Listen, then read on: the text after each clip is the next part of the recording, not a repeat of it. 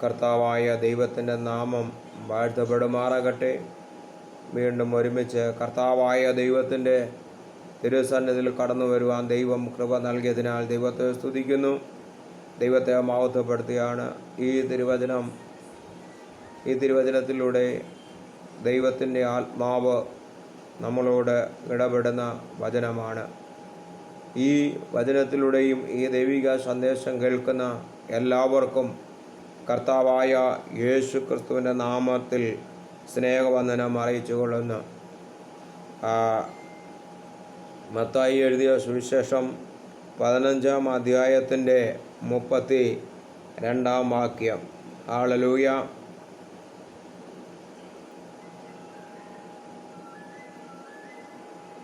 എന്നാൽ യേശു തൻ്റെ ശിഷ്യന്മാരെ അടുക്കലേക്ക് വിളിച്ച്, ഈ പുരുഷാരം ഇപ്പോൾ മൂന്നാം നാളായി എന്നോട് കൂടെ പാർക്കുന്നു.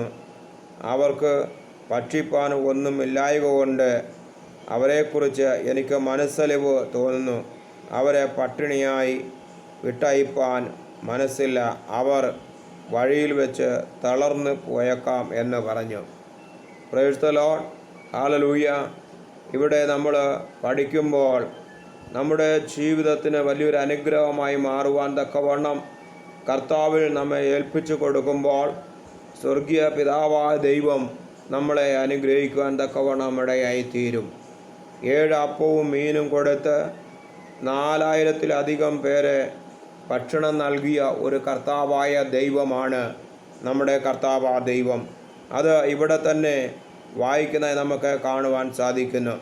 അതിന് മേലോട്ട് വായിക്കുമ്പോൾ യേശു ഗലീലയ കടലിൻ്റെ അരികെ ഇരുന്ന് ദൈവവചനങ്ങൾ പറയുമ്പോൾ അനേക രോഗികൾ കടന്നു വന്ന് അവിടെ സൗഖ്യം പ്രാപിക്കുന്നതായി കാണുവാൻ സാധിക്കുന്നുണ്ട്. ഈ ദിനങ്ങളിൽ കർത്താവായ ദൈവത്തിൻ്റെ മാറ്റമില്ലാത്ത വചനങ്ങൾ നമ്മുടെ ജീവിതത്തിൽ കേൾക്കുമ്പോൾ സ്വർഗീയ പിതാവായ ദൈവം സൗഖ്യമാക്കുന്ന ഒരു കർത്താവായ ദൈവമാണ്. ആ കർത്താവായ ദൈവം വിടുതൽ തരുന്ന ദൈവമാണ് എന്ന് പുരുഷാരത്തിന് നന്നായി അറിയാം. ഈ ദിനങ്ങളിൽ കർത്താവായ യേശു നമ്മെ വിടുവിക്കുവാൻ തക്കവണ്ണം മതിയായ ദൈവമാണ്.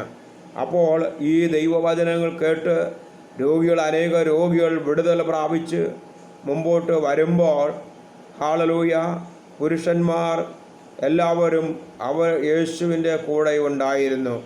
എന്നാൽ യേശുവിൻ്റെ തിരുവചനം കേട്ട് ഹല്ലേലൂയ അവർ തളർന്നു പോകുന്ന സാഹചര്യമുണ്ടായിരുന്നു. എന്നാൽ ഇവിടെ പറയുന്നു, എന്നാൽ യേശു തൻ്റെ ശിഷ്യന്മാരുടെ അടുക്കൽ വിളിച്ച്, ഈ പുരുഷാരം ഇപ്പോൾ 3-ാം നാളായി ഭക്ഷിപ്പാൻ ഒന്നുമില്ല എന്ന് പറഞ്ഞു. എന്നാൽ അവിടെ പക്കൽ 7 അപ്പവും 2 മീനും ഉണ്ടായിരുന്നു. കർത്താവായ യേശു പറയുകയാണ്, നിങ്ങൾ അവരെ ആ ഭാഗത്തേക്ക് ഇരുത്തുവീൻ എന്ന് പറഞ്ഞു. എന്നാൽ ആ 7 അപ്പവും 2 മീനും എടുത്ത് സ്വർഗത്തേക്ക് നോക്കി വാഴ്ത്തി അവരുടെ വിശപ്പ് അടക്കുവാൻ തക്കവണ്ണം ഇടയായി തീർന്ന്. ഹല്ലേലൂയ. ഇന്നും ഈ തിരുവചനം നമ്മുടെ ജീവിതത്തിന് ഒരു ചലഞ്ചായി നമ്മൾ ഏറ്റെടുക്കുമ്പോൾ നമ്മുടെ ജീവിതത്തിന് അനുഗ്രഹത്തിന് കാരണമായി മാറുവാനിടയായിത്തീരും. നമ്മുടെ ജീവിതത്തിന് കഷ്ടപ്പാടും പ്രയാസങ്ങളും ദുരിതങ്ങളും ബുദ്ധിമുട്ടുകളും കടന്നു വരുമ്പോൾ ഹല്ലേലൂയ പുരുഷാരത്തെ ഹല്ലേലൂയ പോഷിപ്പിച്ച കർത്താവ് ഇന്നും നമ്മളെയും പോഷിപ്പാൻ അവൻ സർവശക്തനായ ദൈവമാണ്. ഏലിയാവിനെ പോഷിപ്പിച്ച സ്വർഗീയ പിതാവായ ദൈവം നമ്മളെയും പോഷിപ്പാൻ അവൻ സർവശക്തനായ ദൈവമാണ്. അതുകൊണ്ട് ഈ ദിനങ്ങൾ കർത്താവായ ദൈവത്തിൻ്റെ സന്നിധിയിൽ നമ്മൾ ഭയഭക്തിയോടെ മുമ്പോട്ട് പോകുമ്പോൾ തിരുവചനങ്ങൾ ധ്യാനിക്കുമ്പോൾ നമ്മുടെ ജീവിതത്തിനകത്തുള്ള രോഗങ്ങളും പ്രയാസങ്ങളും എല്ലാം മാറ്റിത്തരുവാൻ കർത്താവ് മതിയായ ദൈവമാണ്. അതുകൊണ്ട് ഈ ദിനങ്ങൾ കർത്താവായ യേശുവിൻ്റെ അടുക്കലേക്ക് കടന്നു ചെല്ല, കർത്താവേ എന്നെ വിട്ടുവിക്കണമേ എന്ന് ദൈവത്തോട് ആത്മാർത്ഥതയോട് പ്രാർത്ഥിക്കുമ്പോൾ സ്വർഗീയ പിതാവായ ദൈവം വിടുതൽ തരുന്ന ദൈവമാണ്.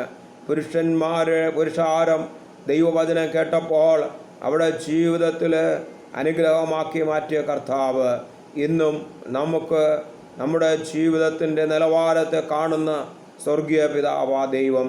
ആ കർത്താവ് അനുഗ്രഹങ്ങൾ തന്ന് നടത്തുവാൻ തക്കവണ്ണം മതിയായ ദൈവമാണ്. അതുകൊണ്ട് ഈ ദിനങ്ങളിൽ കർത്താവിൻ്റെ ആത്മാവ് നമ്മളോട് പറയുന്ന ഒരു കാര്യമുണ്ട്. നിൻ്റെ ജീവിതം തളർന്നു പോകാതെ ഹല്ലേലൂയ ദൈവസന്നിധിയിൽ പൂർണ്ണമായ വിശ്വാസത്തോടെ നീ മുമ്പോട്ട് പോകുമ്പോൾ നിൻ്റെ ജീവിതത്തിനകത്ത് വലിയ അനുഗ്രഹങ്ങൾ പകരുവാൻ സ്വർഗം മതിയായ ദൈവമാണ്. ഒന്നും നഷ്ടപ്പെടുത്താതെ നിന്നെ അനുഗ്രഹമാക്കി മാറ്റുന്ന കർത്താവാ ദൈവം. ഈ തിരുവചനങ്ങളാൽ കർത്താവാ ദൈവം നമ്മൾ ഓരോരുത്തരെയും ധാരാളമായി അനുഗ്രഹിക്കുമാറാകട്ടെ. ആമേൻ, ആമേൻ.